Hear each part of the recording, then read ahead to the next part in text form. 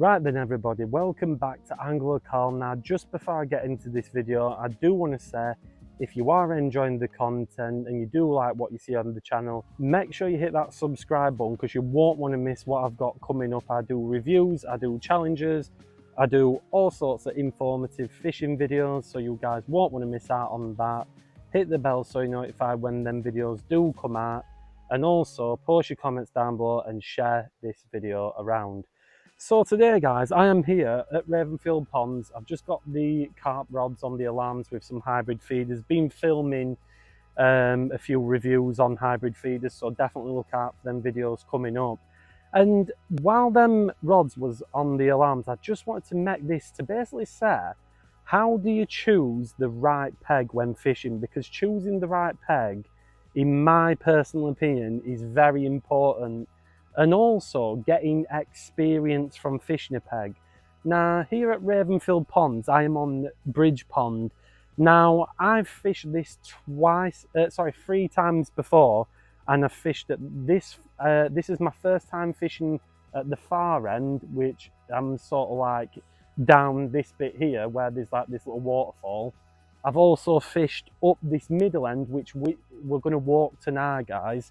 And then I've also fished at the far end. This lake it's like a long stretch and it sort of has a bit of an arc to it. So I'm walking up now, guys, to the middle bit, which is just along here. I'm hoping I can hear my alarms if I go up to the far end. I won't spend too long showing you guys this, but I'm going to go to the far end. And the reason I'm making this video is because for someone new getting into fishing, or you're just starting out, you know, it can be quite task and can be quite daunting knowing which peg to pick. So this is the far end. As you guys can see, there's a few pegs along here, but there's no pegs on the other side. That gets me on to my first point. I would always be wary if there's someone else across the far side of the bank, avoid that peg.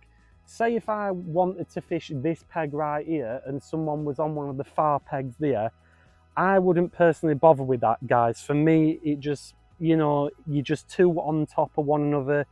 It's sort of like going in a peg where someone's at the side of you. Again, I just wouldn't fish that peg. The next thing, and I think is what's quite important, is looking for signs of fish, guys. This to me is one of the most important things. I don't know if you guys can see, but there was a ripple right there. Now, don't just go on the first ripple, guys. I like to take my time. I like to look for carp topping. I like to look for bubbles. I like to look for other things. It's not to say that you're going to tear it up and have a great day, but it is worth doing because at the end of the day, if there is fish there, then there's always going to be fish in the peg.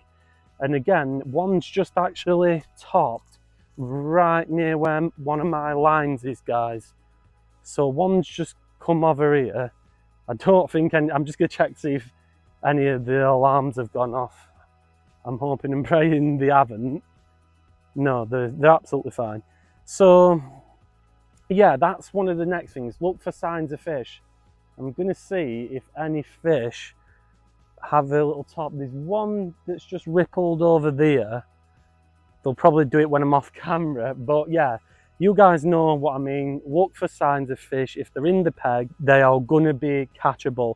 I'm seeing a lot in this far bank area, so I might move spots.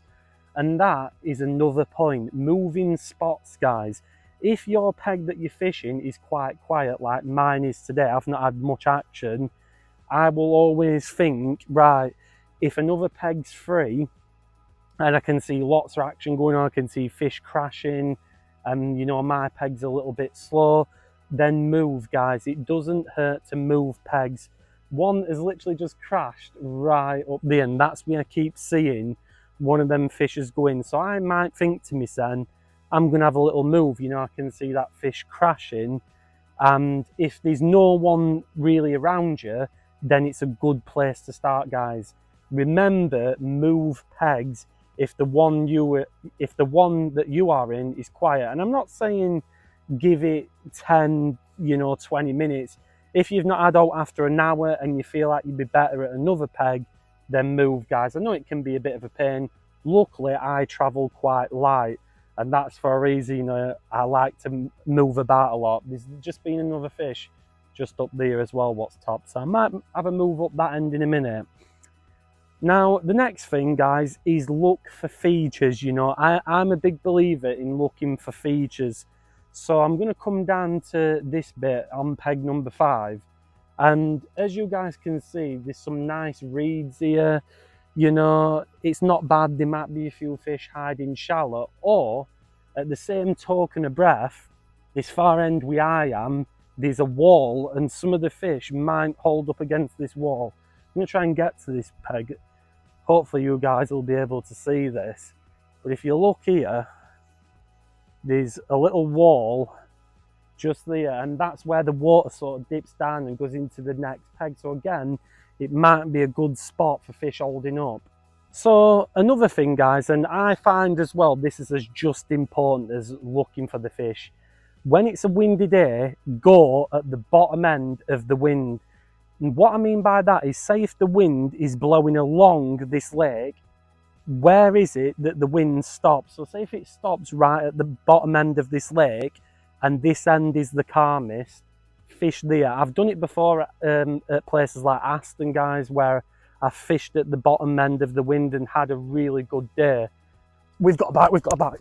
That took its time. I don't know if it's still, oh yeah, it's still on, it's still on. So you guys are seeing a bite now, which that's actually come on the krill one, guys, which it feels breamy. It feels like I can just reel it in. I'm not going to go too mental, but it does feel breamy. That's lucky, guys. I got that on camera. My net's there, so I should be all right. I do think this is a bream. However, I'm not going to go too balmy. So there you go. Always give it time as well, guys. I don't know. I thought it was a bream, guys, but now I'm thinking it's a carp. Oh, it's a carp. It's a carp. Nice. We got him. Right, guys. Get in. Always nice to get a beautiful common. And I'll show you guys in a minute. Choosing the right peg can have its rewards. A beautiful common. Look at that condition, guys. I've got him over the net. So if he does decide to fall, I'm going to try and show you guys. He's a little bit feisty. He doesn't seem to want it much. So if I can show you guys, look at that. Easy boy. Beautiful common carp, that, guys. Really nice quality scales. In absolute pristine condition. Choose the right peg and you'll get the rewards just like this. But like I said, where this bit's really calm here, guys, you can see the wind sort of up this end and it's all coming down this way, and you want to be sort of round that bottom end there, and then, you know, you can get a really nice chance of catching fish. Also, sometimes as well, guys, if you walk round the edge, sometimes you can see them cruising on the surface. I'm not going to go over there because there's some ducks and I don't want to disturb the swim. So back to the features thing again. I've just I want to go on about this. Reeds in the edge, and also, guys, reeds across to the far bank. Depending on what venue you fish at, sometimes you'll have reeds across from the far bank, and also sometimes as well, fishing up to things like trees. You can get trees in the middle of lakes. You can get all sorts. You can get trees. You can get islands. All them are good things to fish to, and where the fish may be holding up. Obviously, sometimes when the fishing's tough, the fishing is just tough and you can't really do anything about it. But by using these tips, just like I do, guys, hopefully you'll catch nice little carp like that, and even bigger carp and tench and bream. But yeah, I do think, you know, they are the main things for me: the wind, the features, looking for fish. And as well, one that I did forget about that I've just remembered, I've done it before, guys, where I've gone to sort of a bit of the busy end of the lake where a lot of people are chucking in, and I've avoided the other end because maybe it's shallower, or maybe, you know, you've heard of somebody, the fishing's not as good down there. If it is busy, go to a quieter end of the lake, because it just might help you catch more fish. For example, like I say if loads of people were down there chucking feeders in and nothing's going on up here, a lot of the fish may just come up here to get out the way, and they might come across your trap that you've set, guys. So that is also something to worth bearing in mind.